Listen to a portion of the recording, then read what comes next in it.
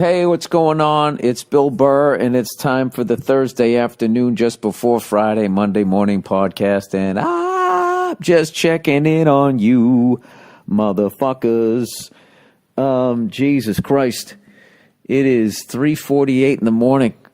Little jet lagged here, knocking out the podcast. I just did two shows on, what would be that, Tuesday and Wednesday here in Liverpool. And at the Liverpool Philharmonic, they had a little drum kit back there. I didn't have any earplugs. I didn't realize that they were going to give me one, so messed around on it a little bit. But the fucking crowds were amazing.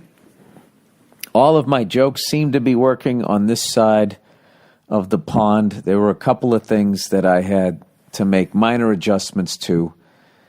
One of the lines people don't get, but I'm leaving it in the fucking special anyways. I don't give a shit, but this thing's ready to go. I am very excited, very relaxed. I'm in a great place, and I want to thank everybody who came out on a school night, Tuesday and Wednesday. I could not have had a better time, and thank you to Chris Cans, who opened up for me. Had a great time working with him. He fucking killed both shows. Which I always like. I hate doing a show where, I like it wire to wire. Everybody does a good job, so there's none of that bathroom break bullshit while people are on stage, So, underrated, Liverpool. Beautiful goddamn city. Also helped that the weather was perfect. I guess, it's usually gloomy and rainy around these parts, but we got 2 sunny days, and tonight Liverpool had a game, and people still came out to my show, which was very flattering, and I kind of got all back into the whole Premier League shit as Liverpool won, so I guess you get 3 points for winning, and last I checked, they were like 1 point ahead of Man City. All right? Now, this is what's interesting. Liverpool is backed by American dollars. All right. Man City is backed by Saudi Arabian money. Now, we buy oil from Saudi Arabia, so in a bunch of it, so in a lot of ways, they're also, in a roundabout way, backed by American dollars. But from what I heard, rumor has it, is we got more oil in our country at this point than they do. So I don't know how to do this fucking math. All I know is the owner of the Red Sox owns Liverpool. And you realize how fucking insane it would be if the owner of the Red Sox owned him right through the curse of the babe, ended that curse. And from what I heard, Liverpool has never won the Premier Championship. There's 10 fucking games left. So all they got to do is keep winning. There's no playoffs, which blows my mind because they're leaving so much money on the table. Like, who am I what am I saying? Who am I as an American? This is what Americans do. It's what fucking English people do. You barge in and you fucking put your own ideas in somebody else's foreign land. So why not? You guys got to have a playoff. This is like college football all over again. Everybody would bitch at the end of the fucking year. It's a little bit different. It's a lot different. It actually kind of makes sense. But, I don't know, call me a stupid American, but if they had a fucking playoff, like what if if you play all fucking year and you lose by 1 point so you don't get the championship, you're 1 point less. Let's say it ended today. And Liverpool beats Man City by 1 point. What if they just fucking had one more game? The top 2 teams. Or what if they had a special thing? That if the top 2 teams, if you're within 5 fucking points, if you're in second place by 5 points or less, you've earned a playoff game. And they play a 1-game winner takes fucking all. All right? You're going to tell me, like, how many fucking people are going to tune in for that? Instead of having all these fucking games going on at the same time. Hey, Bill, I don't know if you've noticed, but the league's pretty fucking successful. We really don't need your fucking ideas. I don't know. Sorry. I just grew up with playoffs. Playoffs. So anyways, that's fucking was pretty exciting. And the next time I really got into it, everybody was walking around today with their scarves on. I saw this guy with the suit on. He was going to work, but he still had a white shirt on with a red tie. Clearly, like, supporting his team. Like, people were fucking into it. It killed me. It killed me to not go to that game. Obviously, I had a great time doing the show, but, like, just to know that was right there. Mo Salah's playing, and he's fucking like the Wayne Gretzky of soccer right now. And I'd have a chance to see another great athlete live. Next time I come back, I'm going to be drinking. I figure I'll do a one-off show here the day before, the day after. Probably the day after would be better if there was a game, right? No, wait. Do the show first, and then I do the game. Then I get all banged up and I go to the fucking game, and I'll put a bunch of money on Liverpool. That way I'll give a fuck. I still don't understand why the defense is allowed to stop fucking running and then you're offsides. And if that's the case, why don't you just put 4 fat ladies back on defense that can't fucking run, and then they never get near your net, right? Just have them sitting down in the grass playing with the fucking daisies. I don't get it. Whatever. Somebody will explain it to me. So I got to tell you about a little medical episode that I had. So I flew over here from New York City. I don't remember if I was so fucked up. I don't remember if I even told you this. Did I already tell the story about almost faint? Well, I figured out why I almost fainted in the elevator, right? I already told you this stuff, right? I told it on Monday.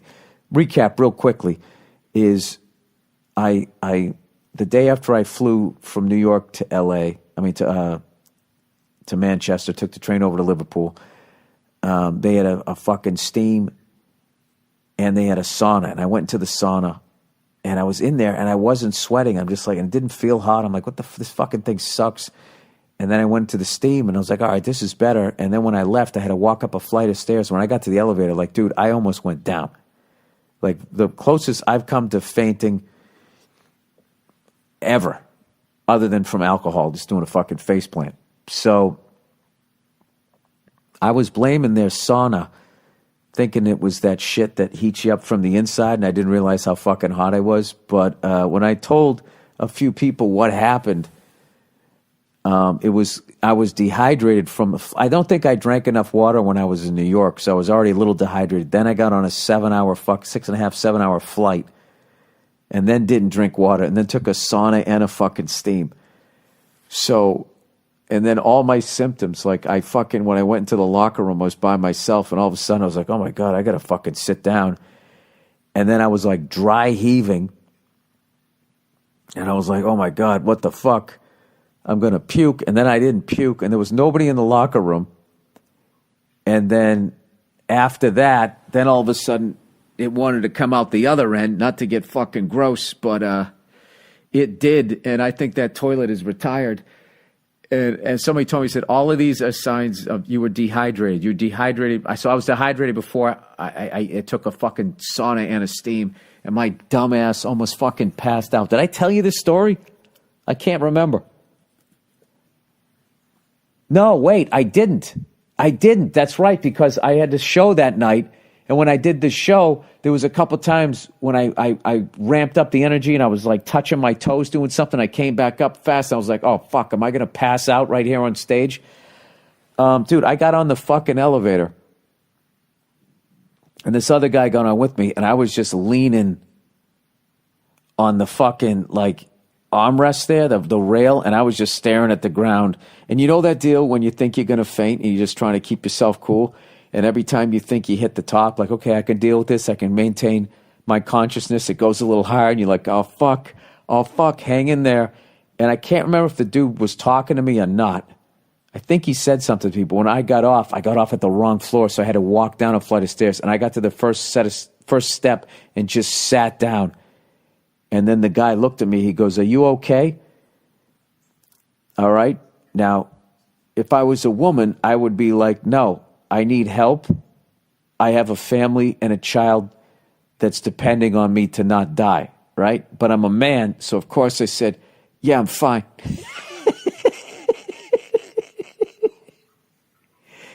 Dude, I was not fine. And he's a guy, so he's like, all right, well, this is emotionally weird to deal with this with another guy, and he just fucking left. So I sat on the fucking stairs for like, I don't know, like another like minute, and I slowly walked down the stairs, and I just, I made it into the hotel room, and at that point, I asked Club Soda Kenny, I just texted him, said, bring me a Gatorade and some fucking waters and shit. So I just pounded that, and I was all right. But Jesus Christ, old Freckles almost went down. Old Freckle, okay, here's one for you. If you're a fucking dumbass like me and you get on a plane and fly for 6 hours more and you're already dehydrated, yeah, don't go take a fucking sauna. And then I took 2 steams. Because I was like, that sauna's not doing shit. And then when I went into the steam room, I thought I was sweating. It was just the fucking steam. And then I went back in again. Fucking idiot. But other than that, I had a great time here. Checked out the Beatles statue. I did a couple of like touristy things. But other than that, I just tried to walk around, look at a lot of beautiful buildings and everything. Really, really great city. And the people were cool as shit. And I kept striking out with the food, though. Jesus Christ, I ate at this fucking Italian place. What kind of a fucking asshole gets Italian in Liverpool, England? I ordered these I got some oysters because, I'm trying to keep my figure for my special. So I ordered some oysters, okay? And I'm thinking, there's water right here. These oysters got to be fresh. Did not taste fresh at all. And then I got one of those rice balls Italians make. It's fucking rice. It's almost like risotto. It's got like cheese in it, and then they deep fried it. That was my cheat meal, right? So I order those things. It shows up with like truffles on it. It was the blandest. I never send back food, and I just don't have the fucking courage to do it. Because you guys send me in stories about sending back food and like what happens. Because I'm always of the belief they're going to get mad at you and then they're going to spit on your food. But like these fucking things were so bad, there was no fixing it. You know what I mean? It's not like, oh, hey, this is medium rare. Could you make it medium? It's just like, this tastes like the person who cooked it doesn't know how to cook. Is this bring your fucking 6-year-old to work day and they fucking made my rice balls here? And I just was like, you know what? I'm not fucking eating. This is how rebellious. This is the most rebellious I've ever been in a restaurant. Because I worked in one and I always tip well, even if they fucking suck. So I ate one of them. And I was just like, I am not going to, out of politeness and how my parents raised me to not waste food, eat these other 5 fucking things and then have to get on an elliptical and work off something that I didn't even enjoy. So I just set it to the fucking side and ate my fishy oysters. And the waitress came back around and she goes, okay. She's like, how was everything? And I said what I always say, great. It was all great. It was awesome. And she's looking, clearly seeing that I barely touched it. She goes, everything was fine. And I was like, yeah, it's great. Can I just get the check? And that was it. So the upside is with being dehydrated and almost puking and shitting and fucking eating this shit food over here, I've actually dropped some pounds. Of course, laying off the booze doesn't hurt either. So, anyways, here's another thing I learned. By the way, I'm just going to keep saying anyways because I can't stop saying it. I like to think it's part of my charm. I've always wanted to go to that TT race since I found out about 6-7 years ago. And I keep trying to book myself on the Isle of Man, and they just don't have shows there. I don't know what the deal is. Well, they don't know who I am, and they don't give a fuck. I don't know what it is. And I just realized today, looking at the map, that Liverpool is like 45 fucking minutes flight away. So I'm thinking of maybe at some point doing a one-off show here and flying over and seeing that race before, people who don't race motorcycles and don't watch motorcycle racing are so outraged by it that they shut it down. Those are the same fucking people who try to get fighting out of hockey, and they just try to ruin any sort of gladiator thing that is left in society. You know what I mean? Oh, the latest dead person that people have been going after. They went after John Wayne. Now they went after, I think, Bill Hicks. It's the stupidest shit ever. All these white people trying to show how fucking progressive they are by keeping the limelight off of them and all the mistakes they've made socially in their lives. By now, I think they've attacked all the white people they can get that are alive. Now they're going after dead people, dead white people. Apparently, Davy Crockett was a piece of shit. I just don't... How is that helping anything? You know, not to mention, it's an astoundingly white thing to do, to think that you have to go back in history to find people like that. And then it's up to you to redefine how we are perceiving these fuck. Why don't you deal with what the fuck's going on now? That's another really cringeworthy thing. You know, when people, I can't believe in 2019. Well, that's because you're white. Sorry. It's just, I'm just so sick of these fucking lefty whiteys patting themselves on the fucking back, you know, with all of this shit, you know, acting like they're fucking doing something. It's like, listen, if you want to get involved, there's plenty of groups that you can join that go and just, you can physically take time out of your fucking life to go do something. Stop fucking, I don't know. I'm, you know, remember that guy used to do the fucking humble brags? The guy passed away.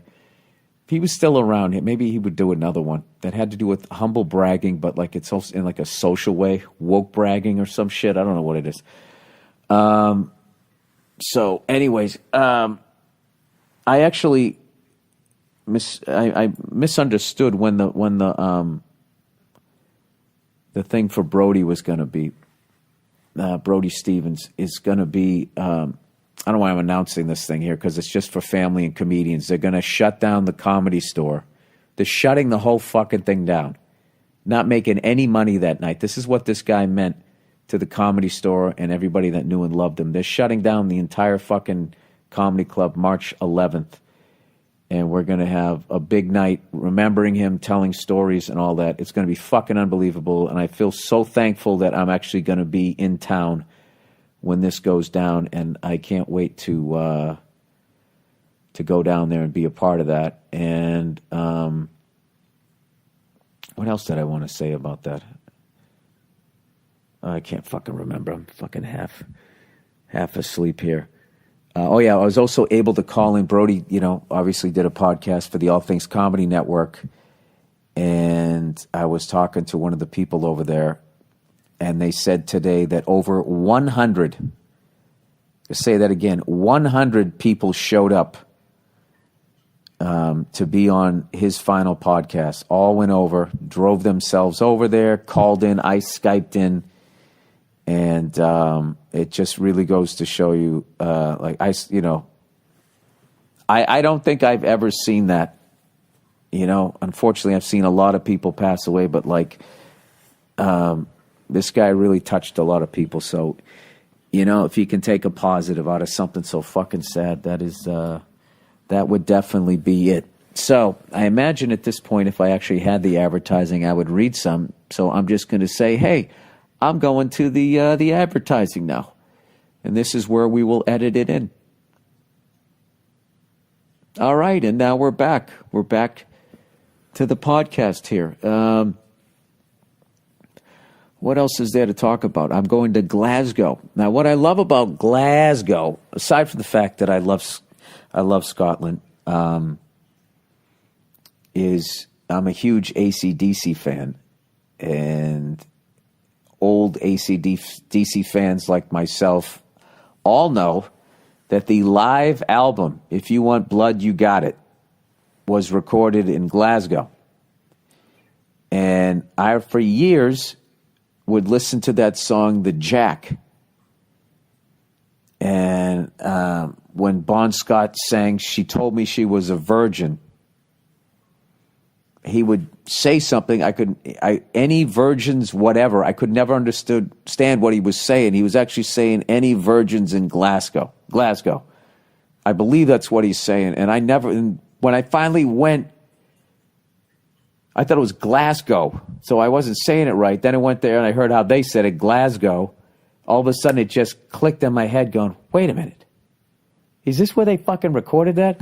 So, of course, I had to figure out where the theater was that they recorded it. And I'm like, I got to fucking play there. I got to tell my shit jokes.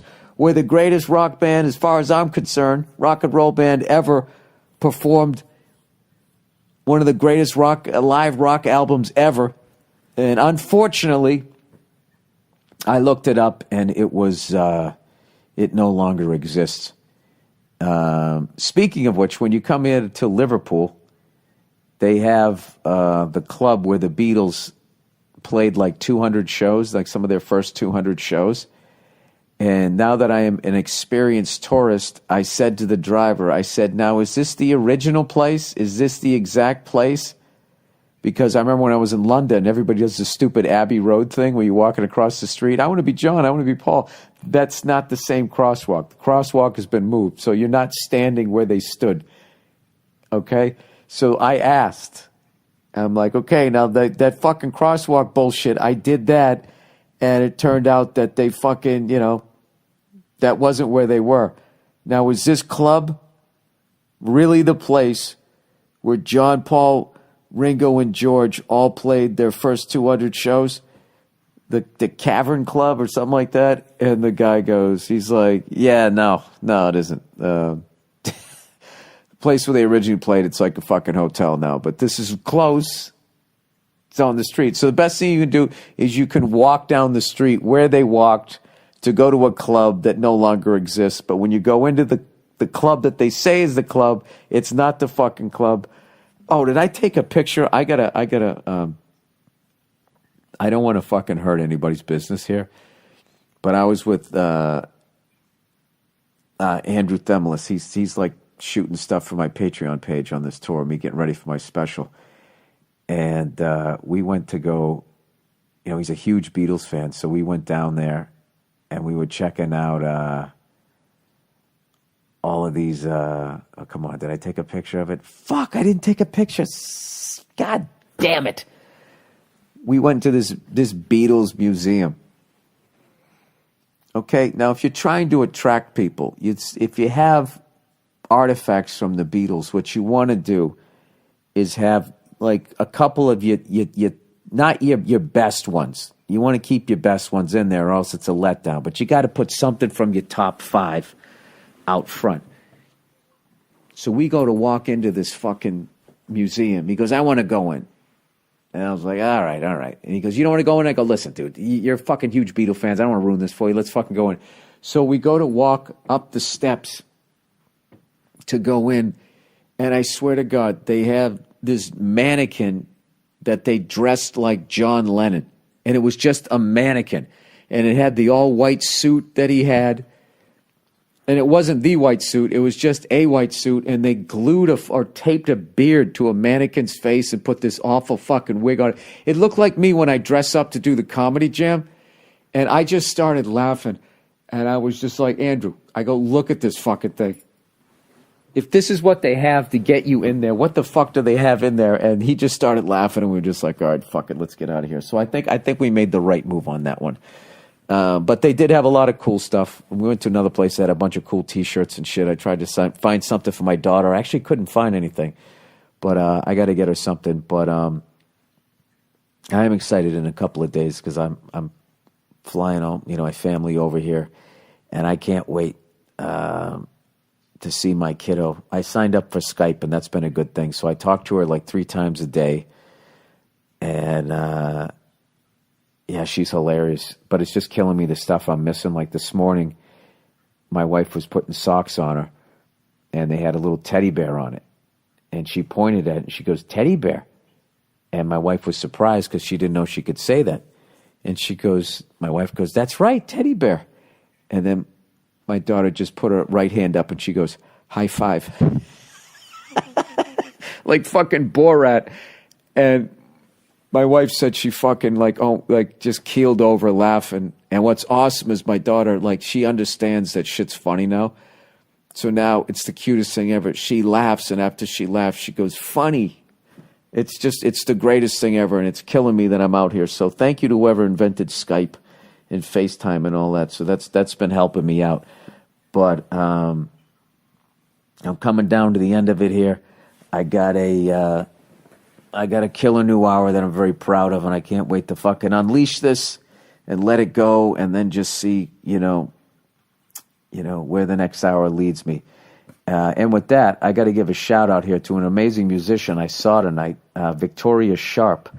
I was in this cigar bar. I wasn't going to smoke a cigar before my special, but I kind of gave in. I just had to go have one. They have this great place, Puffin Rooms, here in Liverpool, and this woman, Victoria Sharp, Sharpe. Her Instagram is at Victoria Sharp, Sharpe music. And she was on the piano, and she was so fucking good. It sounded like she was in the other room because they didn't want to have her in there playing piano while everybody was smoking. So she was in the smoke-free section. And she was playing it.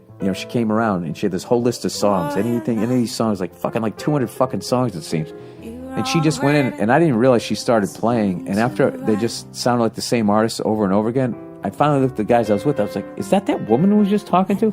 It was so good. It sounded like a recording. She actually at one point sang "Happy Birthday" to this dude Jamie who came out to the show, and she sang it so good. This is the first time I've ever been like, "Yeah, Happy Birthday is a really good song." Like, she made Happy Birthday sound like a fucking hit song. So if you ever get a chance to see her, check out her music. She's on Instagram at Victoria Sharp with an E, at Victoria Sharp Music. Check her out. And, she seems like she'd be perfect, too, if you have a private party and you just want a killer musician that just plays piano and can just crush it doing that. It's not intrusive, but it adds to the atmosphere. Can't say enough good things about her, and she was cool as shit when I met her. All right? So anyways, thank you to everybody who came out here in Liverpool. Could not have had a better time, and it was a fucking honor to be here, and looking forward to going back to Scotland. Been to Glasgow a couple of times, haven't been in a while, so those fucking lunatics. Scottish people are fucking lunatics. I love them. So then after that, we go to Manchester, then I think Birmingham, and then it's off to London, and old Freckles does a special. I'm getting really fucking excited for this. So that's it. Enjoy the music, and then we have a half hour of the greatest hits Thursday afternoon just before Friday, Monday morning podcast from the Thursday going by last year or 5 years ago. Who knows? Andrew picks them up. All right, we'll see you.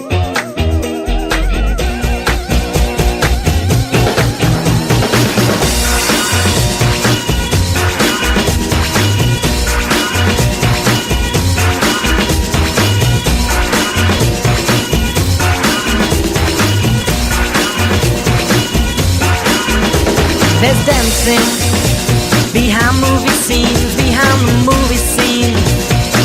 Sadi Rani, she's the one that keeps the dream alive. From the morning past the evening to the end of the light. Brim full of Asher on the 45. Well, it's a brim full of Asher on the 45. Brim full of Asher on the 45. Well, it's a brim full of Asher on the 45. Hey, what's going on? It's Bill Burr, and it's the Monday Morning Podcast for Monday, February 28th, 2011. And that's it for this month. Pay your fucking rent. It's due tomorrow.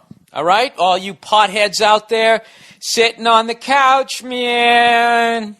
Whoa, is it like February? I like making fun of potheads. They're really fucking defensive individuals. Every once in a while, I make fun of potheads on here, and I get a plethora of emails.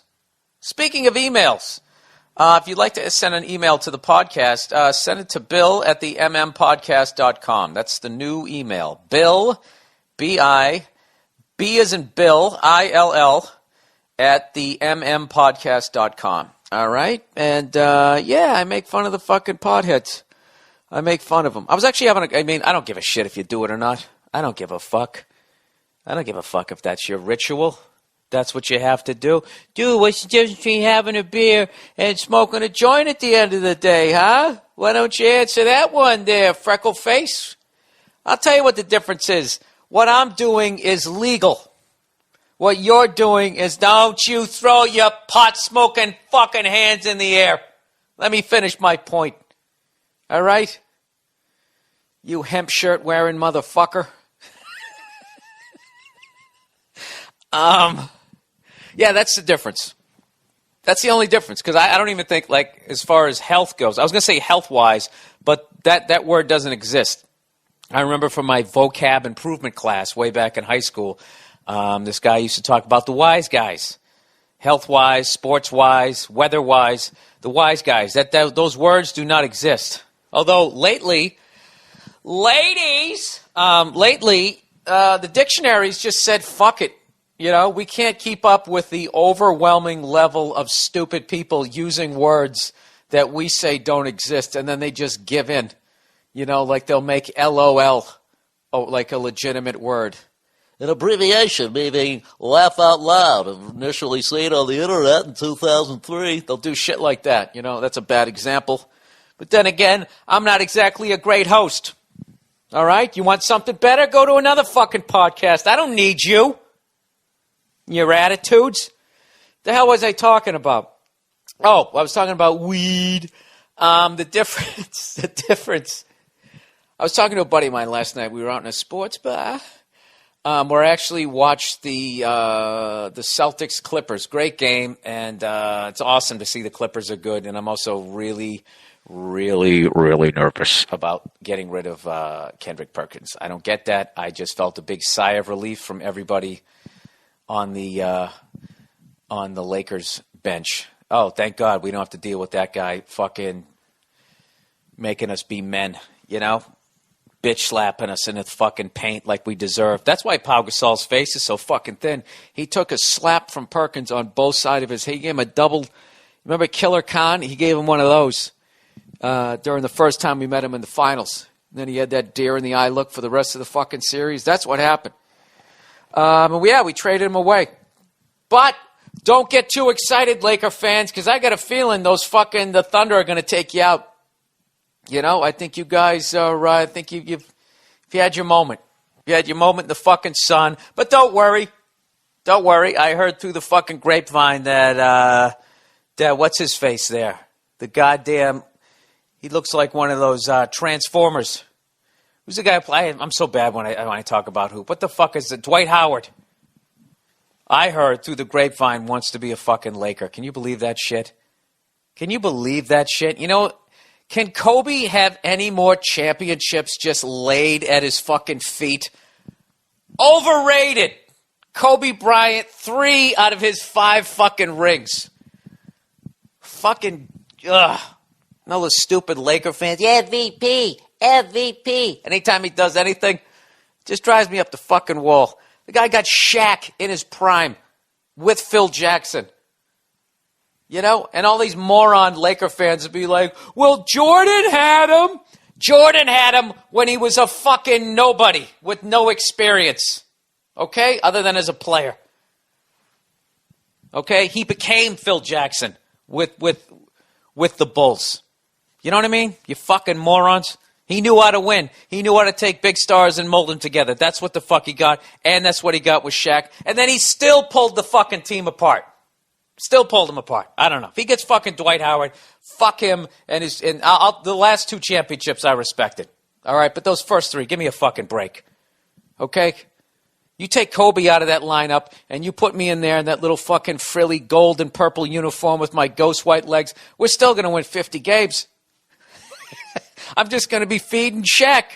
And he's going to turn around with his tongue sticking out the side of his mouth like some special needs kid trying to put blocks in a round circle. Right? Really? Did you have to attack those people, Bill? Sorry. I'm going off the dome. Anyways, let's get back to fucking pot here. All right? This is the conversation I had. Oh, I know. So,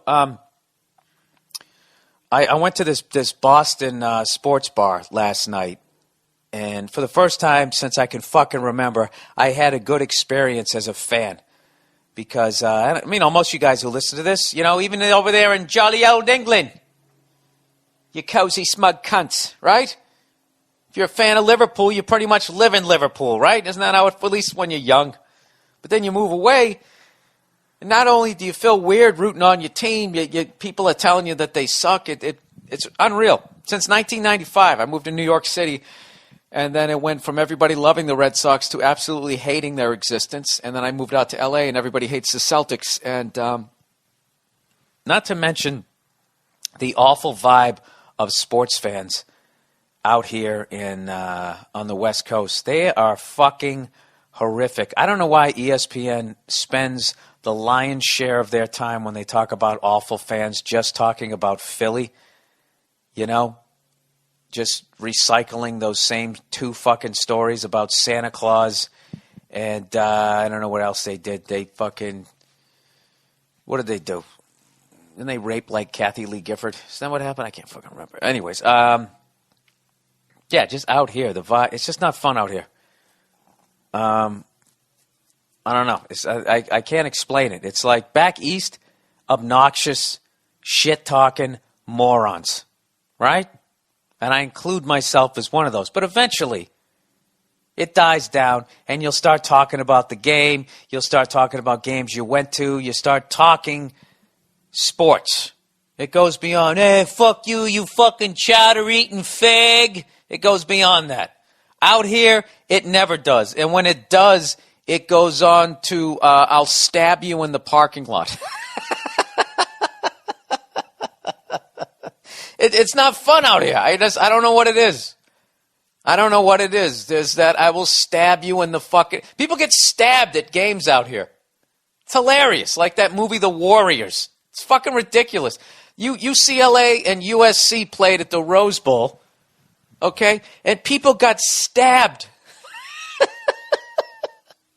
And they're talking about Philly because they threw batteries at Santa Claus. What would you rather have? Would you rather be dressed like a holiday icon, taking a fucking Duracell to the head, or would you rather take a steak knife to the gut through your game-worn jersey out in the parking lot to bleed out on the fucking 17th hole outside of the Rose Bowl? I don't fucking know. So anyways, what am I don't know what I'm saying. You know, you're a stuttering prick. So I went to this sports bar. There was just a Boston sports bar, and it was fucking great. Like the Celtics did something good, and I was almost self-conscious to cheer. I'm so beaten down by living out here, and everybody was going nuts, and it was just such a fucking relief. And it was awesome, and I've decided, fuck Staples Center. I'm not going to the games down there.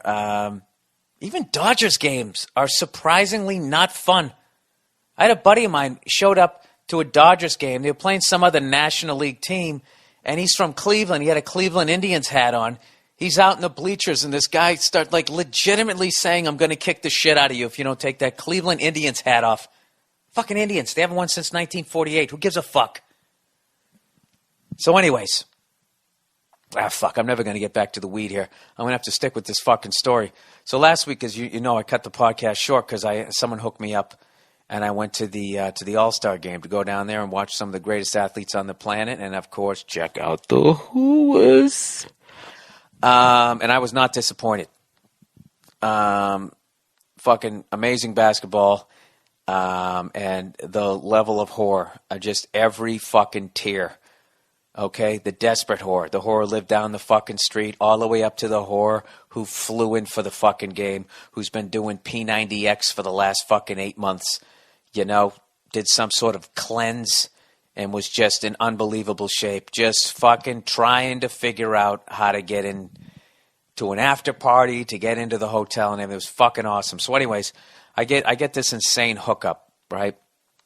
I'm not trying to big league you guys here, all right? But I got a great fucking hookup, and I was in one of those one of the luxury boxes, one of the 90 million luxury boxes that they have at Staples Center. They have like three levels of them. And I'm sitting there, and I'm like, oh, finally, I'm in Staples Center. It's not a Lakers game. It's not a Clippers game. They're not playing the Celtics. I don't have to listen to Boston sucks the entire time I'm here, right? And all of a sudden, hang on a second.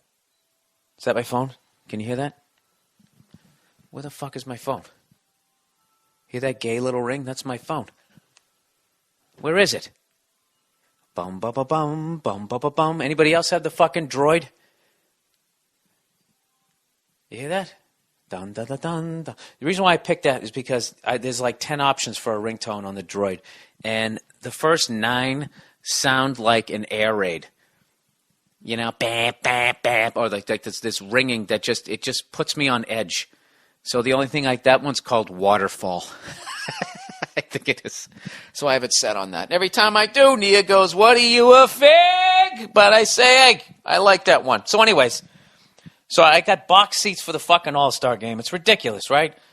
I'm sitting there and I got a whole, I bought like an All-Star t-shirt and, total fucking nerd fan. And I go to the game. I'm thinking, this is great. So finally I have to deal with shit-talking people, right?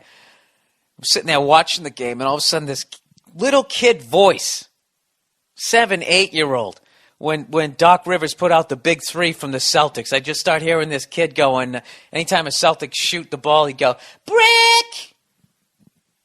Boston sucks! Sit down, Boston, you suck!" Yelling this shit, right? The entire fucking time. I go, you gotta be shitting me. You gotta be shitting me. Really? You're gonna heckle at a fucking All-Star game, you idiot, right? And then they go to sit the big 3 from the Celtics, right? And then I hear this guy's voice go, "Yo, sit down, Boston!" I'm like, what kind of a fucking moron yells that at an All-Star game? And I look over. I'm not going to say who it was, but it was a rapper, very famous rapper, who has transcended being just a rapper. Has traveled the fucking world. And I'm literally sitting there going, because I was looking at the kid going, this kid sounds like a 35-year-old asshole, who calls in like a sports talk radio kind of thing. Why is he behaving that way? And then I look, because his dad is an asshole. It just, I don't know. Just kind of ended up, the experience ended up suck. But I will give this to them. At least they were making some noise. I don't know if you guys watched the All-Star game. It was the worst crowd I've ever seen in my life. The problem was because the entire lower level was either former players, whores, or some form of celebrity or somebody managing a celebrity. And everybody just sat there. I mean, I could have yelled from where I was sitting and someone on the court could have fucking heard me. But I don't know. I still like that rapper's albums, at least the stuff from the late 80s, early 90s. You're eventually going to figure this out. But Jesus Christ. Do you ever have the urge to throw an 8-year-old off a fucking mezzanine level? I didn't want to do that, but it's just like, will you shut the fuck up? Just shut up, all of you. All of you shut up. None of you can make a fucking layup. Just shut up already. It's a fucking All-Star game. So anyways, let's get back to the weed. So I go to this sports bar and I'm hanging out and we started talking about, I'm still not boozing, right? 135 fucking days here, people. This is getting serious. This is like I sort of hung out with somebody in a cult and you're like, Bill's too smart for this shit.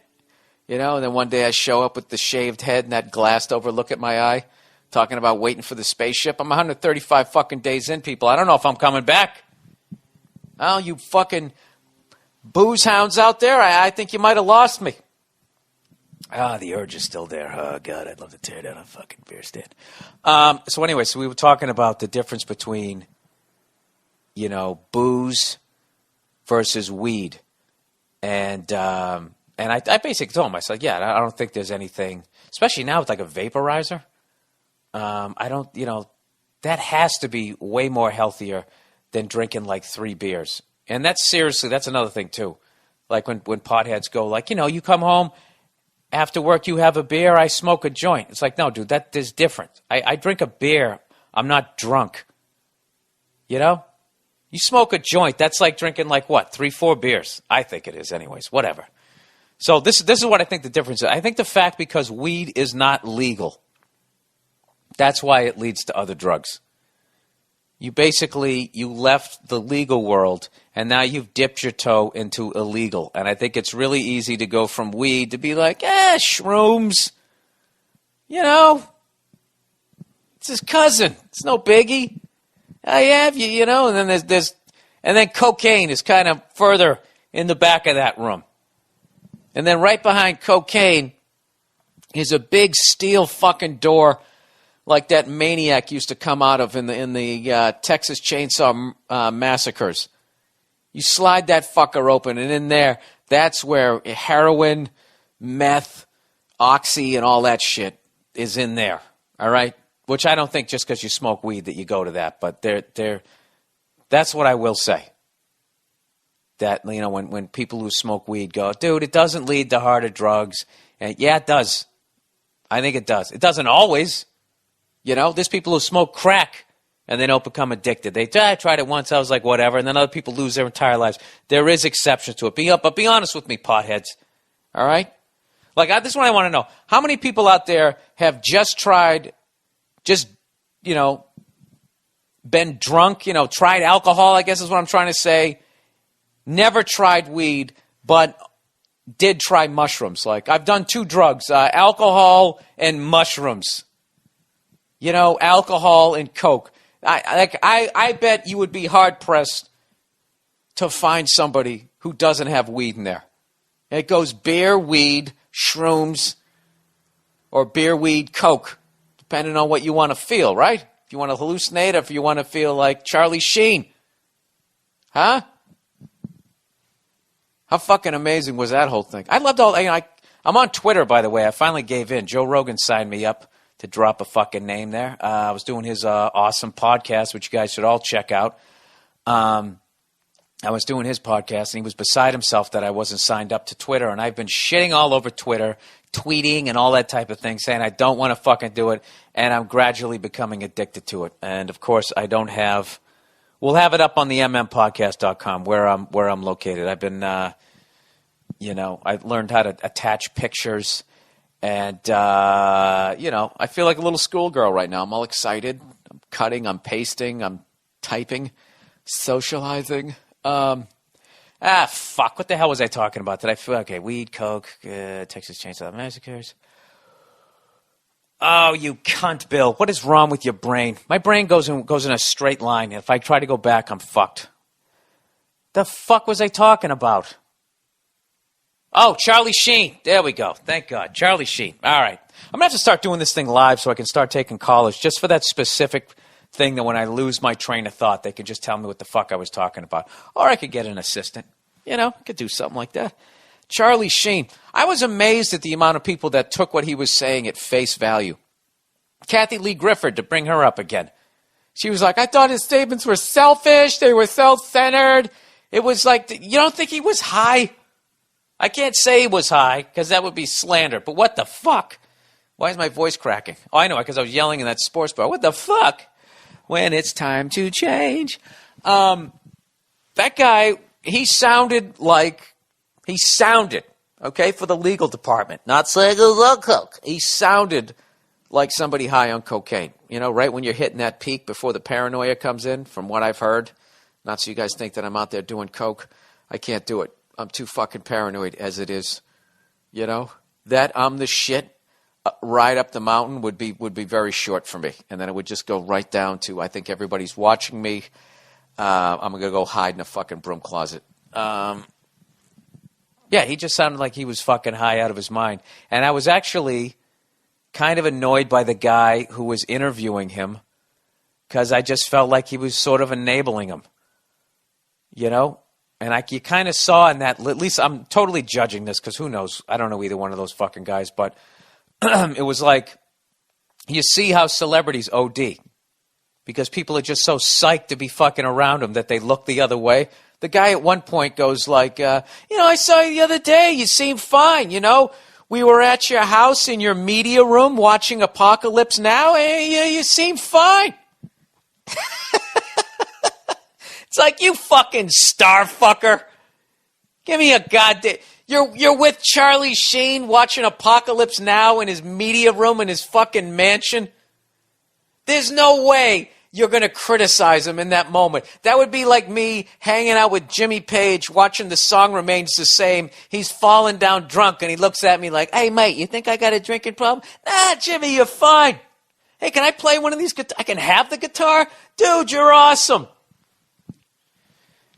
Who the fuck? I mean, there's no way you're going to criticize anybody, If I could go fucking watch The Godfather over Al Pacino's house. Well, I guess that's not the same because Charlie Sheen's not in Apocalypse Now. Whatever. Al Pacino have any kids? You know what the fuck I'm saying. I don't know. So whatever. I felt bad for the guy. I hope he, I hope he turns his life around. But I also felt that I thought he made some decent points. There was a lot of points, and I was just like, hey, he's sort of hands-on. I'm lying to you. Actually, I only listened to half that shit. All right. Before we get into the podcast here, can I tell you about the cunt at the bank that I ran into this week? Oh, can you hear it? Can you hear it? Where the fuck is my fucking phone?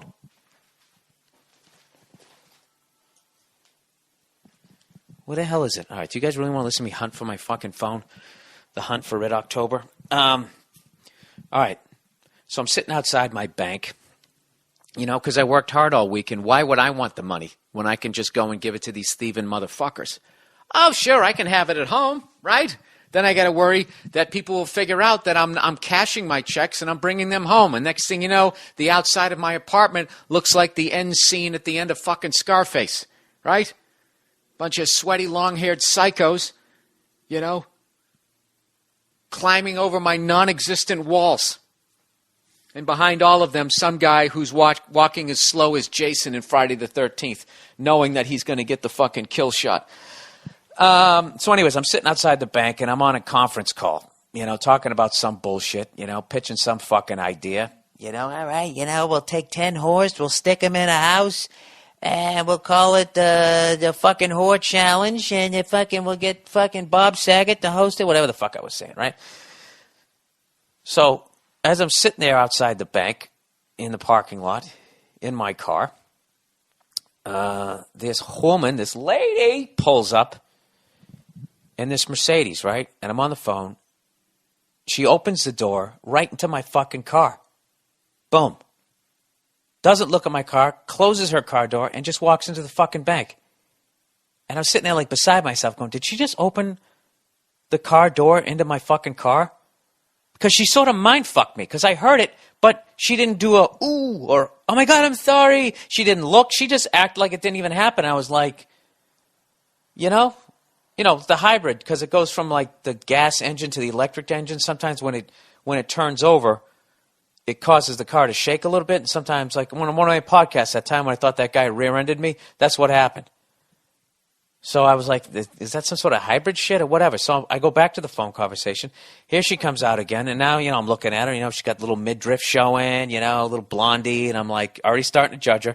And she comes walking again, opens her car door right into my car. So I'm on this conference call with like fucking industry people. I go, hey, can you guys hang on a second? I should have hit mute and I didn't. All right, so I beep the horn and I go, hey. I put the window down. She's like, what? I go, you just opened your door into my car. I did? Yes. You did it on the way into the bank and on the way out. She's like, well, I didn't chip the paint. That's what she said. And I was like, what do you mean you didn't chip the paint? You didn't even look. How would you know? Why don't you be a little more considerate next time and look what the hell you're doing? Boom. And I slammed the door shut. Right? So I go back to the call. I go, sorry about that, guys. They're like, Oh, what's everything all right on that end, Bill? no, it isn't all right. You heard what happened, you fucking jerk. You don't have any, confrontations. Right? So she goes, then I just hear her. With my window up, I can just hear her going, have a nice day. Smile. She starts doing that shit. Like I'm this asshole, like me getting upset that you opened your fucking car door into me twice without a care in the world. Like my natural reaction is not supposed to get upset. You know what I mean? I don't know. I don't believe in that whole heaven and hell shit, but I think that episode right there is, if there is this whole judgment, that was one in favor of me. The fact that I didn't call her a cunt, right there. You know what I mean? She ends up giving me the finger. Like somehow she's been wrong. I swear to God, dude, I just wanted to take my fucking passenger side door, open it up and fucking like 3 fucking times right into her goddamn car. And then just go, I didn't chip the paint. This is why I didn't. 2 reasons. One, because it was a broad. All right? If it was a guy, I wouldn't do it because what if he comes over and beats the shit out of me? Who's kidding who? Okay? You know, if you want to have like a street fight, like a brother on brother fight where we both end giving each other in simultaneous headlocks, going you give, I'll have a fight like that. But I average random dude, I'm not fighting the guy. I'm 42 fucking years old. Okay, I'm gonna get my ass kicked. But now that it was a woman, I can't do it because she could get out of her fucking car and just start smashing up my car, and there's really nothing I can do to try and physically stop her because she's a lady, right? And that's the first reason. And then the second reason is I've watched enough sports to realize that the refs always see the retaliation. They never see the initial thing. So it's like she fucking hits me twice, nobody sees it, and then I fucking slam Mike. And then I would be like, hey, she did it to me first. And I would fucking lose. So I didn't do anything, and the fucking thoughts I had afterward of wishing I followed her, in my quiet hybrid to wherever the hell she lived. And I wanted to carve into her driver's side door either cunt, and I was like, that's unoriginal. I wanted to carve in, I didn't chip the paint into the side, or maybe I did chip the paint. LOL, laughing my ass off, OMG, or just some dumb shit. You know what kills me is she's out there. She probably told the story later on that day where I would love to hear her version of that fucking story. How she was the victim. It's just, I can't tell if it was because she was hot and she's not used to somebody actually calling her on her shit, or if she's a product of the combination, the timeout generation, and that generation for the last fucking 35 years, for the last, 25 fucking years, the parenting, at least in this country, I don't know what happened. It's like, it went from when I was a kid where whatever your neighbor said you did, your parents believed. Whatever your teacher said you did, whatever an adult said that you were doing and you were out of line, parents just said, oh, is that what he's doing? I'm going to have a talk with him. Mr. Robinson down the street says you jumped over his fence. You were jumping in his pool. And you tried to lie. Don't give me that shit. Get upstairs and go in your fucking room, whatever. They don't do that anymore. The last 25 years, it's like if somebody says something to somebody, hey, basically your kid's being a fuckhead right now, they just automatically defend their kid.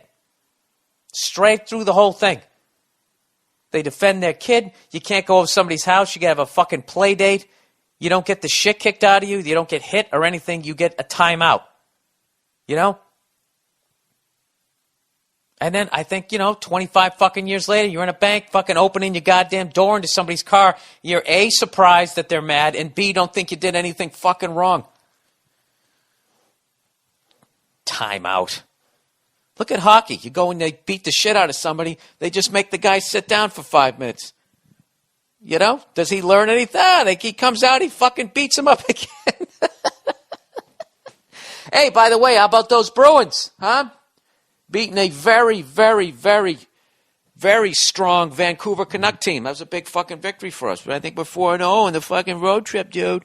All right, let's get to the topics for this week. Topic number 1 for the classic. Is it racist? Before I get into that, here's something you might want to read up on. Last week when I was talking about the whores that go to the All-Star game and that type of shit, there's somebody sent me an article that we will have linked on the mmpodcast.com. It was an article that came out in 2006 in GQ magazine, where one of the writers hung out with some groupies, some NBA groupies and that type of thing. And it's a really interesting article. And what is also really interesting is she never really gets to talk to any of the whores that are really doing the dirt. You know what I mean? She talks to 3 girls who, well, we might if it happened, but who knows? We're just here to have fun. That's how tight that circle is. It's a really interesting article. Well, I'll have the link up on the mmpodcast.com, the official fan page of the Monday Morning Podcast. And now let's get to the topic. Is it racist? All right, Bill. While flipping the channels the other night, I happened to catch the end of America's Funniest Home Videos. America's Funniest Home Videos. The family that won on this particular night was a white family with what I assumed was an adopted black daughter, who was maybe 6 or 7 years old. Anyways, after they announced the winners, the host shook each of the family members' hands. But when he got to the little girl, he put his hand up and asked for a high five, which immediately made me livid. I'm not saying it was necessarily racist, but I hate it when white people call me brother or want to give me complicated handshakes when they barely know me. Can you please tell your listeners to knock that shit off? LOL. You know what's fucking funny about that? Is, yeah, I agree with you. It isn't racist, but it is a annoying sort of pandering or ingratiating yourself to black culture. Yeah, I can see, I know what you're saying. I just don't know how to verbalize it. The only way I can really describe it is, you guys, anybody out there buy that P90X? I recommend it. It's great. I just go on the road, so I can't do the diet, so it didn't work for me. But Nia's been doing it lately, and she brought up something I forgot. What's really funny on those tapes, I can't remember the names of the people there, but there's like, you know, a white guy, like 2 white chicks, and then a black dude. So he goes around the room saying hello to everybody. This is Pam. They call her Blam, right? And he just, you know, going, this is Jerry. He's a Taekwondo guy. Watch out for this guy. You know, this is so-and-so, blah, blah, blah, blah. And then he walks up to the black guy, and let's just say his name is like, you know, whatever, James. And he goes, and he'd be like, what's up, James, my brother? Every fucking disc, he calls him my brother, and then he goes like high-pitched, my brother. And it's so, I don't know, douche chills from the Opie and Anthony. I believe Opie and Anthony came up with that expression, or that's at least where I heard it first. Douche chills. Every time I hear that. I totally agree with you. I don't think it's racist. It's just some sort of... It's like if you met somebody Asian, would you bow? You know? I get that. I get that. That's fucking funny. I've been guilty of doing a semi... You know, the handshake, I don't know, the mainstream one. Was it grab the thumb, slide of the hand, the snap thing? That thing was there for a while. I don't even fucking know. But I will not do a fist bump with anybody, even if there's a black guy there. I still won't do it. I'll just assume that he's still hanging out with too many white people, and that's why he's still doing a pound. All right, next one. Hey, Bill, I just finished up a conversation on Facebook with some female friends of mine. Long story short, I asked if they were on Twitter. They replied, we don't Twitter. And I replied, all right, well, whenever you ladies realize that you're missing out on the greatest social network since the Underground Railroad, just follow me at, and he wrote his Twitter name. He said, what was my comment racist in your opinion? No. First of all, you guys, you got to let me know what race you are, too. So I'm assuming that you're white. No, that isn't racist. That's what overly sensitive people would think that it's racist, because you made a reference to something that involved, they do, this happens to me a lot in stand-up, where people don't look at the context in which you're saying something. You're basically saying the Underground Railroad is the greatest social network, or Twitter is the greatest one since the Underground Railroad. So doesn't that mean that you think that the Underground Railroad was a great thing? The Underground Railroad was Africans escaping slavery. So no, I think it's a good reference. I think you're guilty of making a good reference, but if you're around a bunch of overly sensitive people, they would immediately think because you brought up something that had to do with slavery on some level that you somehow advocated slavery. That happens a lot in stand-up, where people don't listen to what you're saying. Or if you make a reference to slavery, they then think that, well, because you made a reference to it, then you obviously advocate it. So no, I don't think that is I don't think that that's racist. All right, let's plow ahead. Next one. Is it racist? Racist? Bill, here's one for you. I'm 35, but when I was about 23, for some reason, I went to a bunch of stores looking for a specific CDs, back when they had those things. So I come from a middle-class family and went to a high school that was like 90210. It was almost entirely white. So I find myself in this store looking for what I thought was a CD by Snoop Dogg. I felt like an idiot, and I'm standing in there in khakis and a polo while the other white kid behind the counter reads a list of available CD titles by Snoop Dogg as I try to remember the name that I'm looking for. All right, he didn't really set that up. So he goes into the store. He finds another white kid who works there. He's dressed in khakis and polos and says that he's looking for a Snoop Dogg CD. So now the white kid behind the counter is reading off titles of Snoop Dogg albums. He goes, try to imagine him, the white kid, looking down at the computer screen and him reading the title. He goes, Snoop Upside, and then looking at me straight in the eyes, finishing sarcastically with Ya Head.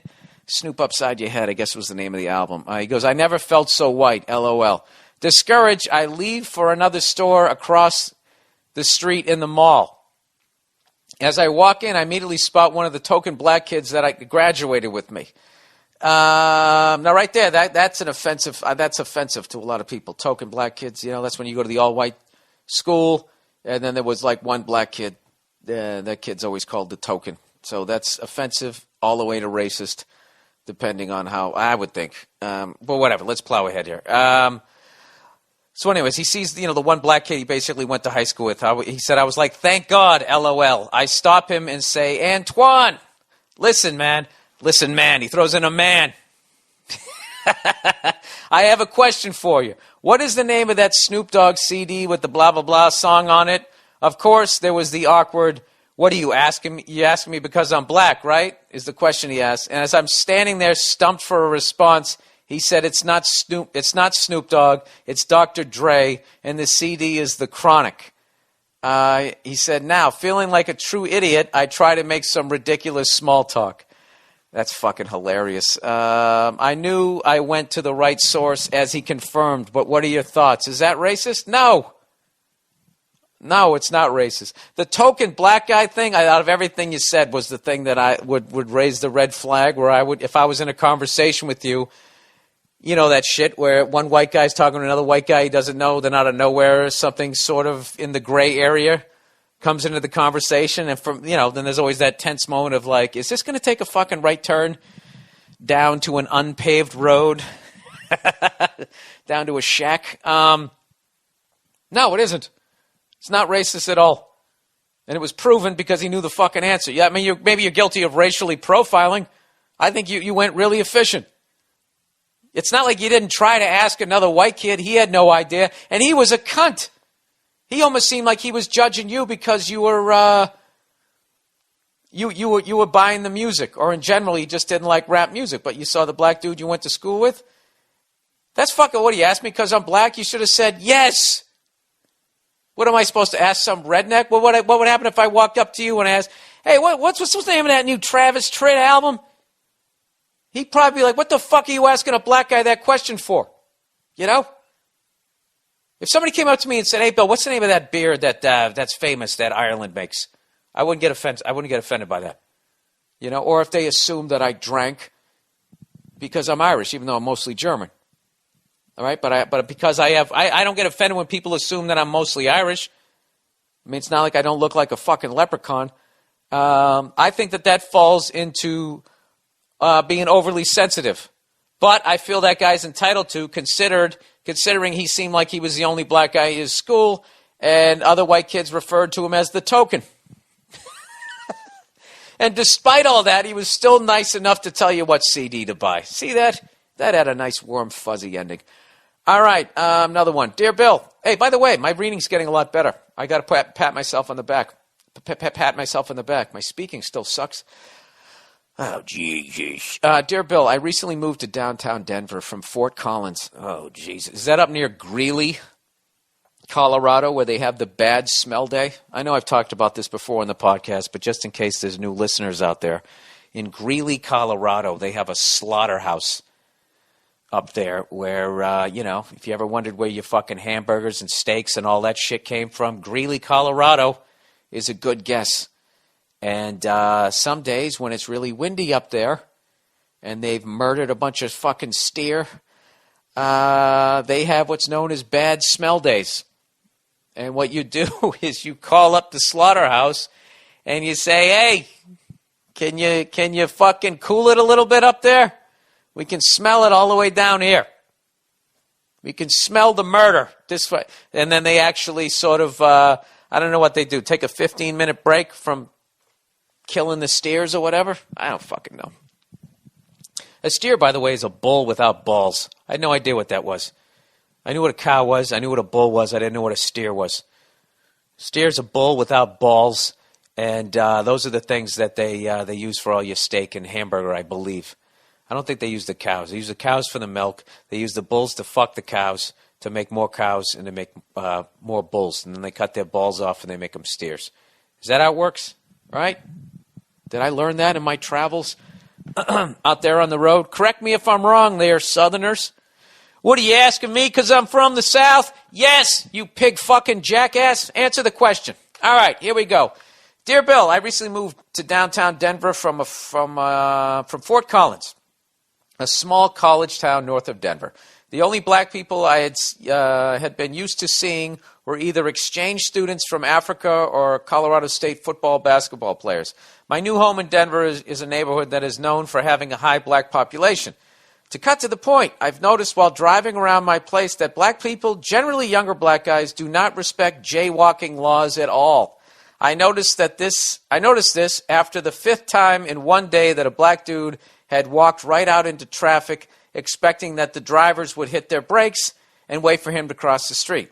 Now I see this happen every day. When I got home, I brought it to the attention of my roommates and girlfriend, and they thought I was crazy. But soon enough, they all began to notice this phenomenon, and now it's a big inside joke amongst us. Also, I don't know if you've seen that there are quite a few popular YouTube videos that show exactly what I'm talking about. One video that I think you may have talked about showed a black guy dance his way into traffic until an ice cream truck put a stop to that. Is it racist that I notice this?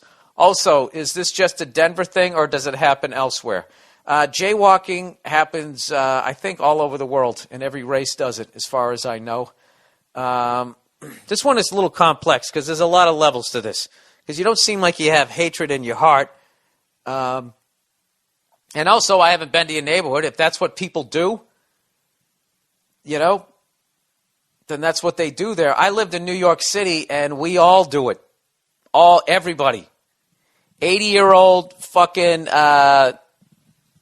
women from the Astor family jaywalk over to their fucking town car to go visit their bars of gold.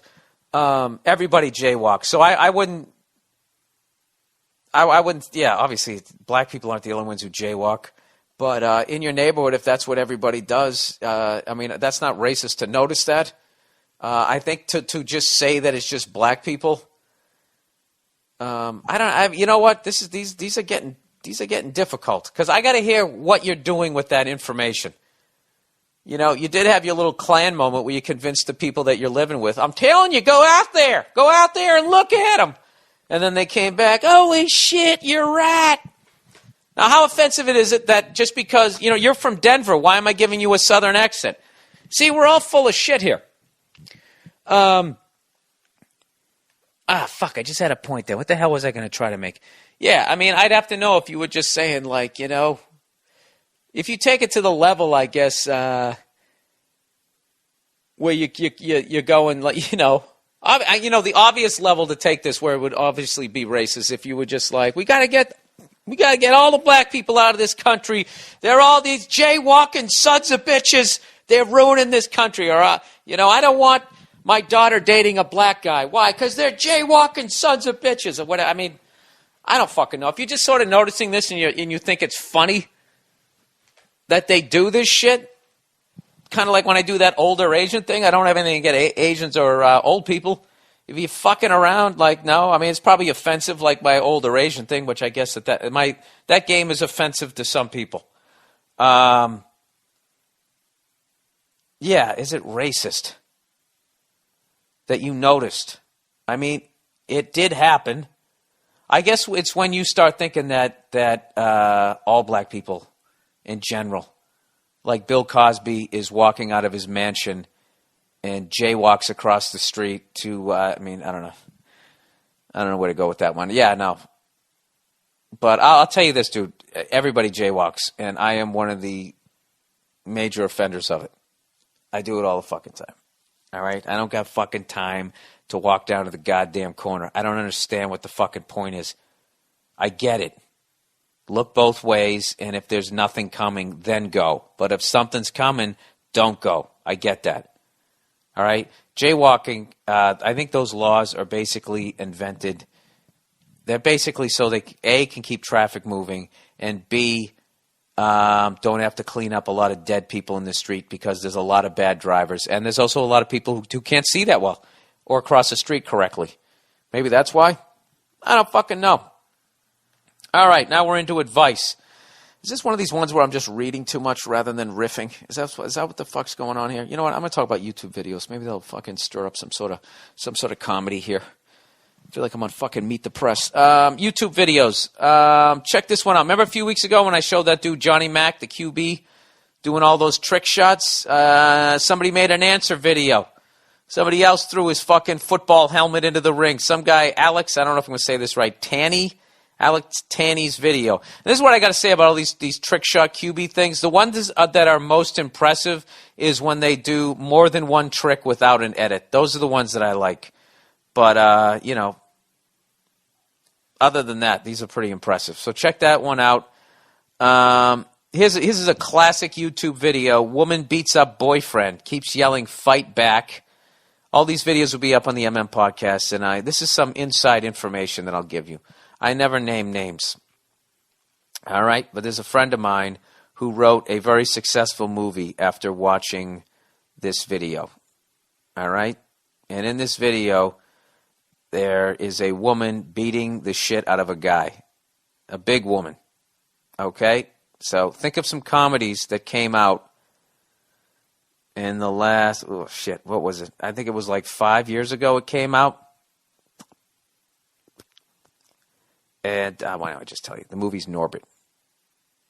The guy I know who wrote the movie after seeing this video. He thought this video was fucking hilarious and said, that's a movie. And then he wrote it, and then it got made. And I remember standing there going, wow, it's that fucking easy? You just have to sit down and do the goddamn work? You know? All right. Next one. Magnetic Kid. What the fuck is that? Did I even watch that one? 7-year-old kid claims he's magnetic? I somehow missed that one. Drunk guy on the news you have to see. This is the best one of the week, I think, as far as fucking hilarity. This guy is out of his mind. And speaking of racist, this guy he's really drunk, and he starts talking about his neighbors. And he goes, now, I'm telling you, just warning you right now, I never liked those people. I'm gonna say something racist, right? And he's so drunk, he never gets around to it. But one of the funniest things in this video, aside from the unbelievably long pauses this guy takes between talking, is how the reporter keeps trying to give the guy the out. He's like, did you start drinking because you were so distraught from the fire? And the guy's like, no. You know, like, I've been drinking all fire. I was drinking before the fire, during it, and after it. You know, that's just basically his whole vibe. Now, here's a video people keep sending me. I don't know why people find this thing funny. I find the voiceover to be unbelievably annoying. It says, crazy, nasty-ass honey badger. And I guess it's making fun of all the videos showing how badass the honey badger is. But this guy sounds like he's doing a really bad impression of a sitcom character that's gay. And he's annoying after a while. Conspiracy theorists out there, New World Order documentary we have. And I actually got this one, Chevy 1991 S10 commercial. One of the people I follow on YouTube, he does a bunch of really good Zeppelin covers, and he throws up random videos every once in a while. So I saw it on his channel. It was Beau Ferchard, I believe his name is Beau. Just type in that and then look up Zeppelin if you're a drummer. He fucking kills a bunch of different Zeppelin tracks. And all right, those are the YouTube videos for this week. And do I have anything else to talk about? I think I'll just go into fucking advice, and then we'll wrap this goddamn thing up. We will wrap it up. Oh, this week, by the way, I'm going to be in Miami. All right, I'm going to be in Miami at the fucking Fuckfest Theater. Where the hell am I going to be? Hang on a second. Let me get the information for you. All right, you just sit tight. You sit tight in your goddamn cubicle. All right. Start fucking scratching your chin as you're looking at those spreadsheets like, ugh, that's odd. All right, I'm at the New World Symphony, 517th Street, Miami Beach, Florida. Also, for those of you in Utah, I added a date in March 18th and March 19th. I'm going to be at Wise Guys in West Valley City, Utah. Probably going to hang around for another day to go fucking skiing. Oh, I know what I want to tell you guys. I finally committed to the sport of hockey. Told you I've been playing ice hockey out here, and I had the helmet with the full cage in the front because who's kidding who? My dream of making it to the NHL died sometime, I believe, about 1984. I was never good. I always sucked. So I've been playing. Helmet. I have the full face mask, and I had the gloves, sticks, skates. Obviously, that's all I had. And I got to tell you, as a 42-year-old man, falling down on the fucking ice, that is not a good feeling. So I finally just said to hell with it, and I went out and I bought all the gear, head to toe. I have all the fucking pads, and it made all the difference in the world. Dude, you go down, you don't feel anything. You don't feel anything. It's fucking tremendous.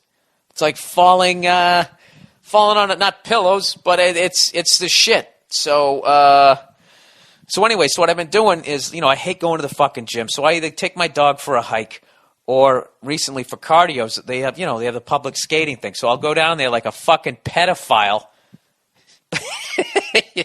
42-year-old single white male, never married, no kids. I swear to God, I won't even look at a child when I am in there. I won't. I just skate around and I fucking mind my own business. So anyway, I go down there. And I basically work on shit that I suck at, that you can work on it during a public skating thing, which is basically I suck at stopping on my right side. So I just started working on that. And I can turn around to skate backwards, but I'm not good. I'm more left-handed than I am right-handed, so I'm not good. Yet I shoot the puck right-handed. I'm fucked. So I can't turn around to the right side good. So the only way you improve in life is if you attack your weaknesses. So I start learning it, right? And I'm crossing over and everything's going great. And then what happens? I get a little cocky. Oh, Jesus, right? And I'm fucking my version of flying. I'm probably going 3/4 of the speed that I can skate. And I fucking turn around. And, dude, I don't know what the fuck happened. Because I'll fall, but I can fall gracefully at this point. This was like I had a beginner fall, and I was going backwards at about 17 miles an hour. And I didn't fall on my side. I didn't get my hands down. Nothing. I fell like a fucking tree, and I landed right on my ass. And then I got my right elbow down at the last second, so my head didn't hit the ice, but my brain still smacked. And like I was dizzy when I got up. But dude, I swear to God, I don't know how I didn't break my tailbone. I fucking my ass was killing me. I had to. I skated off the ice. That was it. I was done. I went off the ice, and I sat down, and I collected myself, and I had snow all over my backside. Oh, I missed the best part. And when I fell down, and I fucking went to try, I just kind of stayed there for half a second, like, did I just break my fucking tailbone? Did I really just do that? And I didn't feel any sort of, pain beyond I just busted my ass on the ice. So as I roll over, some 11-year-old kid skates by and does the Simpson, ha ha, and then keeps going. I got to admit, I didn't even get mad at him. I was just like, I said, I know it. I went, I know it. And then I got up, and it wasn't until I was driving home that kid actually annoyed me, and I dreamed of cross-checking him into the glass, which is childish. But, so I'm playing again this week, and definitely having a good time. It's so much better than going to the gym. And having fallen on the ice there by myself, I have a whole new respect for contact sports. Like people who play them at professional fucking levels, or even just pickup games I was seriously like, I had to collect myself. Like I said, like I can't imagine doing that shit for a fucking living. I mean, skating is hard enough. Forget about some guy trying to knock you over when you're not looking. It's unbelievable. It's unfucking believable. So, it's unbelievable. I couldn't believe it. I'm bored with it already. All right, let's read some advice, and then I'm getting the fuck out of here. By the way, recently I've considered about having some advertising here on the podcast. And I know what you guys are thinking. Oh, Jesus, here he goes. He's going to sell out, man. You're absolutely right. I am going to sell out. What do you think? I want to keep it real and stay broke?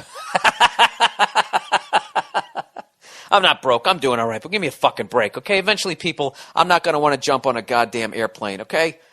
And I don't want to charge you cunts anything, So I've been thinking about it. But I think I can still do it in a creative, cool way where I'll just have advertisers on here of shit that I like. Drum companies, booze, shit like that. As long as I can read it and make fun of the copy, I will do it. And I'll charge everybody $1.75 per episode. I don't know. I'm going to try to figure something out. All right, let's go to advice. Bill, advice. So for the last 5 years, I've been teaching guitar lessons full-time at a very large music school in Chicago. There are over 100 music teachers at this school with about 5,000 students every session.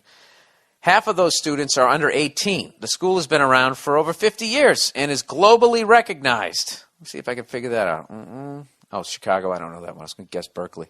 Now, I get an email from the new director of the school saying all of the staff are required to get their thumbs scanned by some company called Biometric. What? Biometric scans your thumbs into their watch system. We all already had background checks done when we were hired, but now they argue that we need to have this done. Apparently, all of the public school teachers in their entire city are being forced to do this as well. Basically, anyone who is around any younger, please people, please proofread your shit. You make me sound dumb. I'm already dumb enough. Basically, anyone who is around any younger people, for a profession, is now mandated by their employee to get in this creepy biometric system. You see this shit? Have you guys noticed this? All this fucking screaming and yelling we do during every single election that comes around to pick the Democrat or the Republican, it doesn't make a difference because when the real shit goes down, like giving biometrics the right to do this, we don't get to vote on this. They don't even tell us about it. They just go, it's a law. It's mandatory. You have to do this. Anyways, he says, I don't have anything to hide, but the mental picture of all of us harmless musicians lining up like fucking cattle, having some stormtrooper asshole scanning my thumbprint into some supercomputer where it will stay forever is really depressing. Obviously, this is all done in the name of, air quote, protecting the children, but at what cost? Here's my question for you. I feel like this is my moment to take a stand. Should I make a big deal about this and try to rally all the other teachers to fight this, or will I just look like I have something to hide? It is really, really hard to get a job at this school, so I'm scared to make waves. Do you feel like this protects kids from creeps? I should mention that in the school's 50-year history, no incident of a teacher student misconduct has been recorded. Everyone knows that pedophiles can't play an instrument, LOL. And do you think they are making priests get thumb scans? I fucking bet not. All joking aside, I'm really bothered by this situation. What should I do, Bill? I don't know. The first thing I would do is I would talk to other teachers and see how they feel about it. I think that's complete horseshit. Dude, they have been basically working their way towards this since they first came up with photo IDs and social security numbers and all of that shit. It's all done under the whole guise of organization and your own fucking safety. And it's complete horseshit. It has to do with them eventually trying to have a very few people be able to make the decisions for all of us. That's basically what's going on. Okay? And the more information they have about you, the easier it is to be able to find you. I mean, think about that shit. They're going to have your thumbprint. They know what your fucking fingerprint looks like. All right? They're going to have an ability to freeze your fucking bank account, and your cell phone has a goddamn microchip in it. Okay, so the second this is like end of days shit, and they got these fucking robots that they've been working on that can outperform human beings. I'm telling you, our days are fucking numbered. They had on Jeopardy the other day. They had 2 human beings playing against a fucking computer. Those 2 people, they're helping human beings get phased out. You should see, I'm not competing against a fucking computer, so you can figure out how it does against me, and you can figure the computer's weaknesses and strong points, so it can come back with even more game. And you can pump it back with more fucking information. So eventually, I become fucking useless. Unless, of course, I know how to build a robot or know how to grease its fucking joints. Yeah, dude, I think it would be a very noble thing if you complained about that. I think people need to complain more. I'm guilty of it. I fucking rant here on this podcast, but I've never been to a protest. But I don't think that it's right that they pass a law. Like, whether you agree with that or not, that's not something that they should be able to pass without the voice of the people. We should be able to vote on something like that. That's fucking ridiculous. I just found out from my accountant the other day, after years of saying I'm not doing my shit online because I don't want to put all that information online, I now have no option. I have to do it online. You know, I don't want to put all my fucking information online. My tax ID numbers, my social security numbers. You're out of your fucking mind. You're letting people into your entire financial history. You're letting into your whole fucking... God knows what they can do with that, and they can ruin you. All right, all I'm doing is bitching here, but I don't know, that shit really... That's fucking creepy as hell. I would talk to other people, be like, dude, hey, you know, what do you think about this? You know, sort of get it going. You know, just like how they started the revolution in this country. Hey, you know, what do you think about those redcoats? Yeah, they're kind of, dicks, right? They're kind of dicks. Yeah, I don't like them either. All right, question number 2. Hey, Bill, this has been bothering me for a while now, and I'm not sure what to do. I'm 19 years old. I go to UMass Amherst. Oh, geez. Dude, that place is insane. Do you guys still party, the timeout generation? Do you still party the way they used to, where they would actually have fatalities at that school? People used to ride the elevators. There was that classic urban myth about those kids bringing the cow up to the roof of the building, and they didn't know how to get it off, so they just pushed it off the side, and it exploded into hamburger heaven. Anyways, I had a girlfriend my first semester of college that was still in high school. We both knew that I was going far away, but we agreed that we would stay together. However, I guess her feelings changed, and she wanted to be single. I was devastated when she broke up with me, and I've been really down because she was the first girlfriend I had that I really liked, and I wasn't just trying to get laid. I actually liked this girl. So after a few weeks, I found out she was hooking up with this kid that I considered to be a friend. Oh, boy. Because we had been hanging out over the summer and partying together. What's fucked up about the whole situation is that this isn't the first time this guy has done this to me. All right, you know what I just thought of when I read that sentence was, what was the name of that movie? Dead Presidents. You know when the dude comes back into the pool hall with the stick and he beats the shit out of Terrence Howard? I'm not saying to do that, but that's the first movie scene that came to my head. Anyways, at the end of my senior year, I broke up with a different girl, and this kid was hooking up with her about a month later. I let that one slide. That's your fault then. Because again, I didn't really give a fuck about any other girlfriends I had before this previous one. I don't want to be a crazy ex-boyfriend that gets defensive over girls that no longer like him, but should I or should I not tell this kid to back off and stop going after my ex-girlfriends? You definitely need to have a talk with that dude. You need to clear the air with him, and then you need to stop fucking with him. That's what I would do. And I would go somewhere along the lines of describing him as like, you ever see those little fish that swim under the big fish? You know? They're not plankton. I don't know what the fuck they are. They swim under the whales, you know? Just ask him. It's like, dude, do you have an ability to get pussy without drafting behind me like somebody in the Tour de France? You know, if there was like pussy at the finish line. What the fuck is wrong with you? You know? I don't know. Don't listen to me on how to say that stuff because I say fuck a lot and I'm an angry dude and you'll end up getting into a fist fight. But yeah, I would definitely say something to the kid. You know, it'd be funny if you called him up. Like, I don't know where you're from. You know, just say you're from, just say you're from L.A., just call them up and say, hey, listen, just to let you know, I've been recently hooking up with this chick from San Diego. Just want to let you know, send her a picture just to show you the next person that you're going to be fucking because evidently you love my sloppy seconds. You fucking pervert. Are you gay for me or something? Do you just want to be where my dick has been? For the love of God, go get yourself a boyfriend. There you go. Hit him with the homophobia. That's a good one. Not that I advocate homophobia, but when you use it, it can be your friend.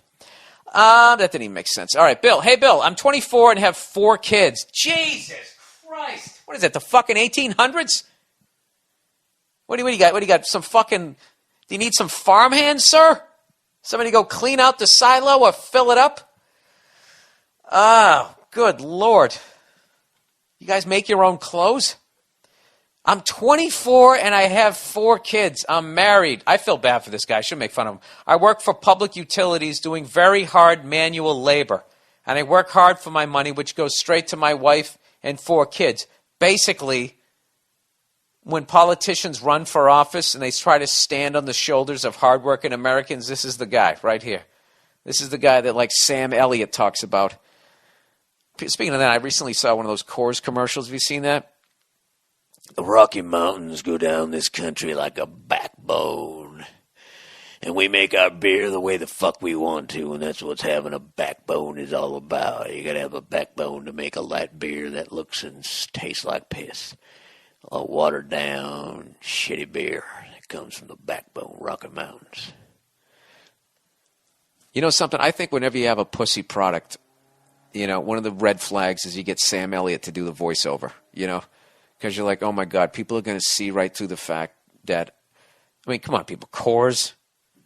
It's one of those beers when, like, you're hungover that you actually drink. That's like vitamin water for an alcoholic.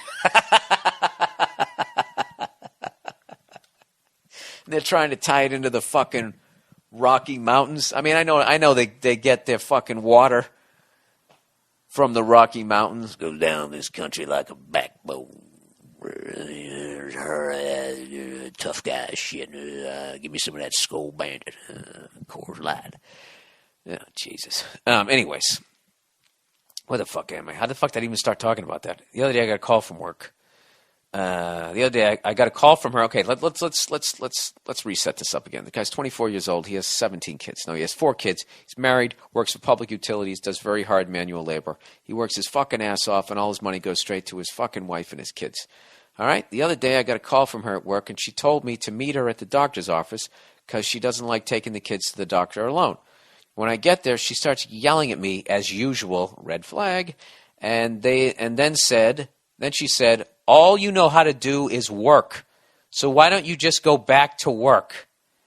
And saying, all I do is pick up after you and the kids. And basically calling me a loser for working and making money. I'm doing my best to provide for my kids. She takes my money. She spends my money on stupid shit. We've been married for a year and 4 months now. But you got 4 kids. Did you have quadruplets, sir? What happened? I don't know, Bill. I'd just like to hear your take on the situation and give me some advice. All right. Okay. Oh, Jesus. Here we go. All right. First things first. I don't know what you said before she said, all you know how to do is work, so why don't you go back to work? That could have been anything from her actually being a jerk to her saying, yeah, Philip has a cold, and you said, which one's Philip? We got so many fucking kids. Which one is he? He's either a little rusty-haired one. Then she, all you know how to do is work. Why don't you go back to work? If she said it like that, then what can you do? But it doesn't seem, I don't know. The fact that she's saying, all I do is pick up after you and the kids. This is what you need to do. The worst thing that you can do when you want somebody to hear your point is to be a fucking asshole like me. It's like when I approached that lady at the bank. She didn't hear what I was saying because she's she's a cunt. All right, who's kidding who? But beyond that, I was a dick to her. So no one's going to listen to you if you're a dick. So if you want to stay with this woman, right?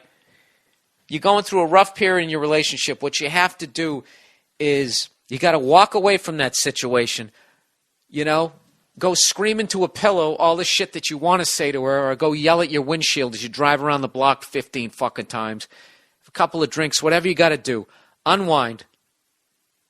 And this is how I do it because I have a brutal temper. And just write down on a piece of paper what you want to fucking convey. All right? And then practice it. I know this sounds crazy to people who don't have this problem, but that's what I have to do because I'll sit there and like that bank thing. If I tried to practice it, my first attempt at practicing, I would start off slow and eventually get pissed all over again.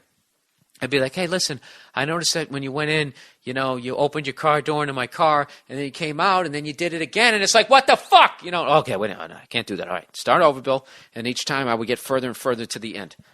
So that's what you have to do with this person. You have to sit down, hour and 12 minutes. How fucking long is this podcast?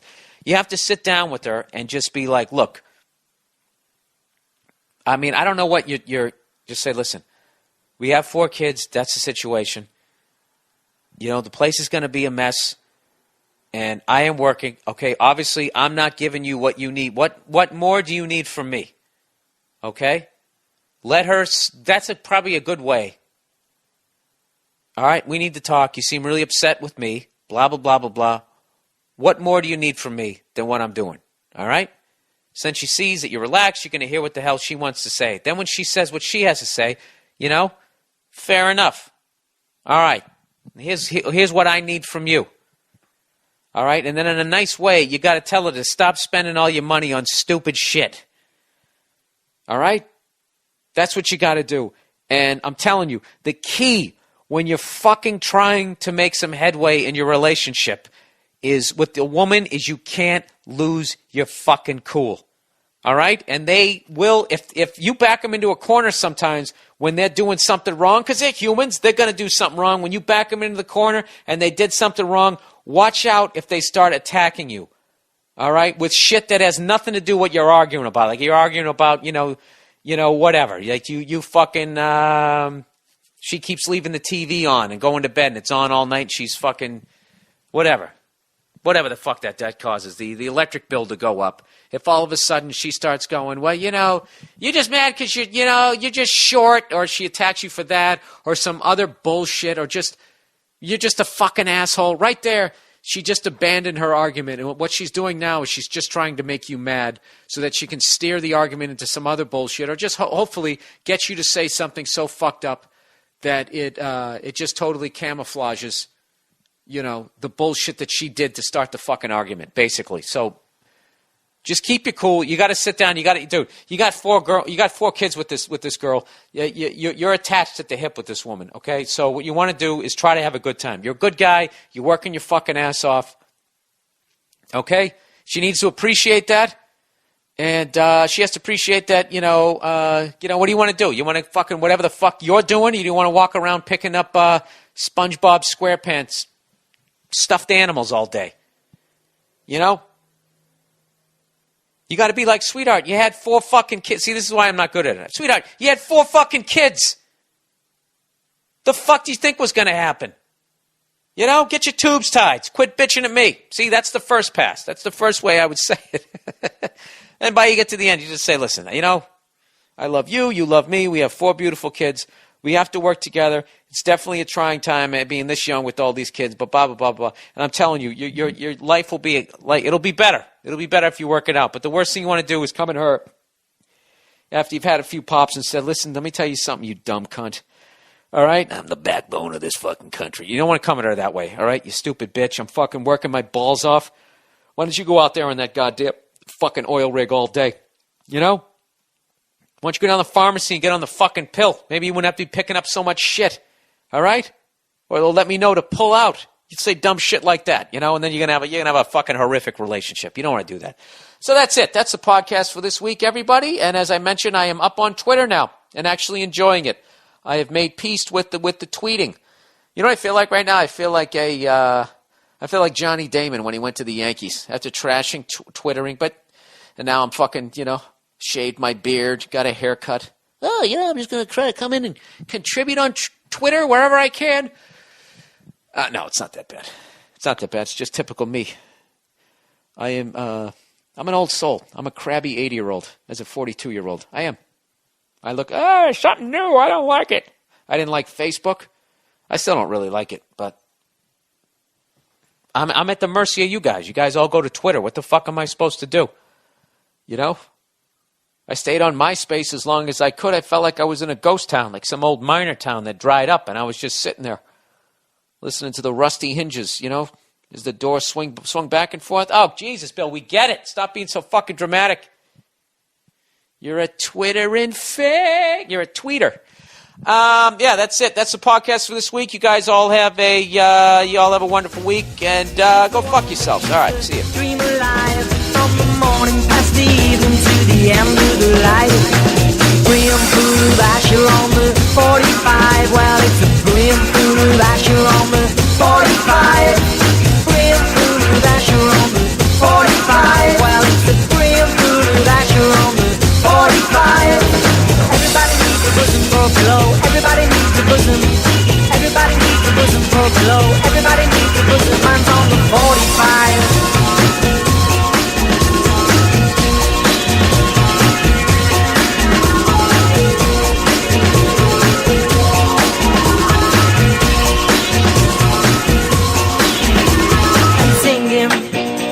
Illuminate the main streets and the cinema aisles. We don't care about no government warning about that promotion of the civil life.